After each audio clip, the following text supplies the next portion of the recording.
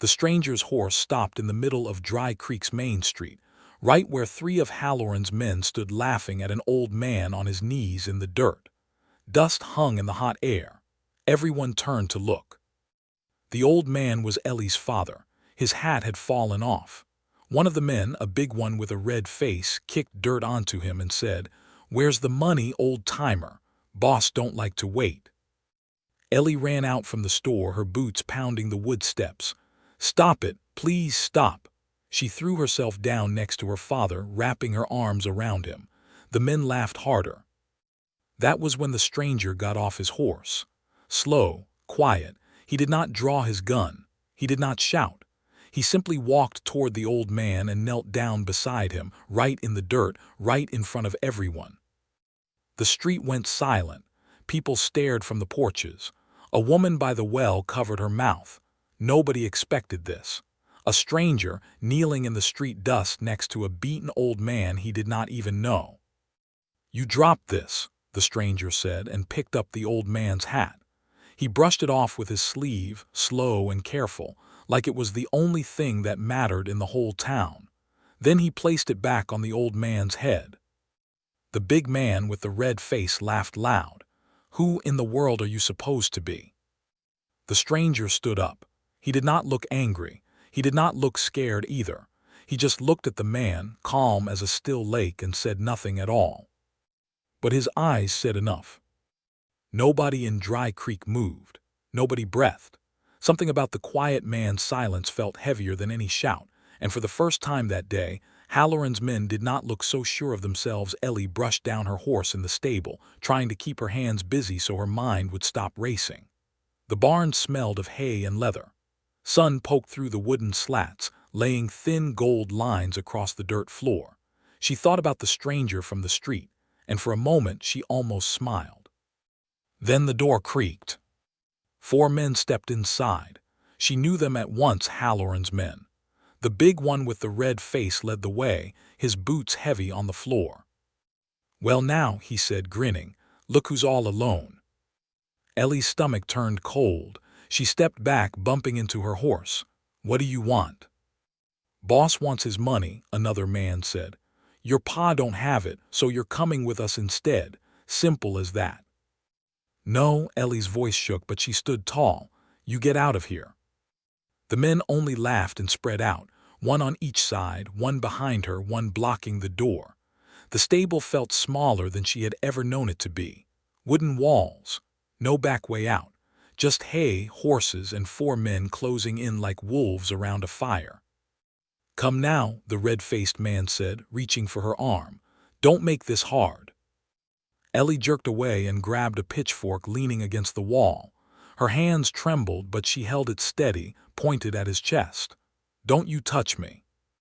He only smiled wider. "Feisty, I like that." He nodded, and 2 of the men lunged. Ellie swung the pitchfork, but a rough hand caught her wrist and twisted. She cried out. The pitchfork clattered to the floor. Another man grabbed her other arm. She kicked, she pulled, she screamed for help, but her voice only echoed off the wooden walls, lost in the empty afternoon. No one was close enough to hear. No one was coming. Her heart pounded like a drum as the men pulled her toward the door. And for the first time all day, Ellie felt truly, terribly alone. The stable door swung open, and the light from outside cut a long shadow across the floor.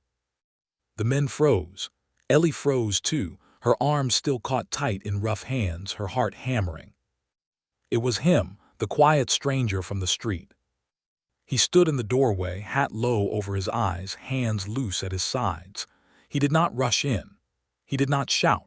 He just looked at the men, slow and steady, the way a man looks at weather he already knows is coming. "Let her go," he said. His voice was soft, but it filled the whole stable. The red-faced man laughed, though it came out thinner than before. "This ain't your business, stranger. Walk away while you still got legs to do it." "Last chance," the quiet man said. He did not move, he did not blink. One of the men let go of Ellie's arm and reached for his gun instead. He never got the chance to pull it. The stranger moved so fast it did not seem real. One second he stood in the doorway, calm as still water. The next his fist met the man's jaw and the man dropped like a sack of grain. A second man swung wide and wild and the stranger ducked low, drove his shoulder into his gut and threw him into a stack of wooden crates. Wood cracked. Hay flew into the air like snow. The third man grabbed a hanging lantern and swung it. The stranger caught his wrist, twisted, and the lantern crashed to the ground, flames licking at spilled straw before someone stomped it dead. The red-faced man, the last one standing, backed away, hands shaking. "Now hold on." The stranger stepped closer, quiet and even. "You heard her. She said no."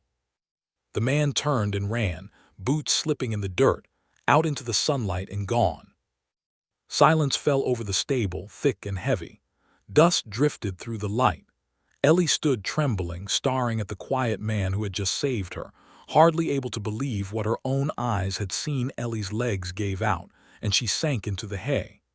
The quiet man knelt beside her at once, his hands careful, his voice gentle now instead of hard. "You hurt?" he asked. She shook her head, though tears ran down her face. Who are you?"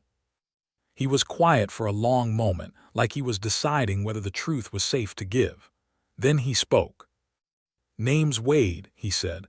"I used to wear a badge, lawman back in another territory." He looked down at his hands. "Men like Halloran took something from my family once. I never stopped looking for men like him since." Ellie stared at him, wiping her eyes. "So you came here, for him?" "Came here 'cause I heard his name again," Wade said. "Didn't know I'd find you." Footsteps rushed into the stable. It was Ellie's father, his hat still crooked from the street, his face pale with fear.